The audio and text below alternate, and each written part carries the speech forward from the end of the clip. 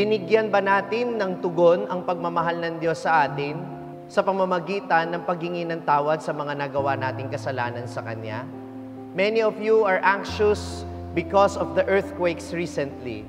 Maraming nagtatanong sa akin, Father, malapit na ba ang wakas?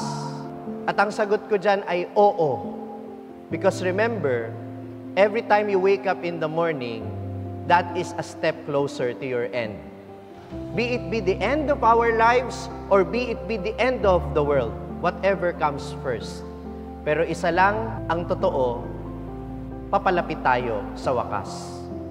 Kaya ang paalala sa atin, huwag tayong mag-aksaya ng panahon para pagsisihan ang ating mga kasalanan. Masyado tayong abala sa pagmamalaki at paghahanap ng dahilan para maipagmalaki natin ang ating mga sarili. Pero ang pinakamahalaga lang naman pala bandang huli ay hindi kung sino yung pinakamabait o kung sino yung pinakamagaling, kundi yung sino yung pinakatotoo na umamin sa kasalanan, nagsisi at nagbagong buhay.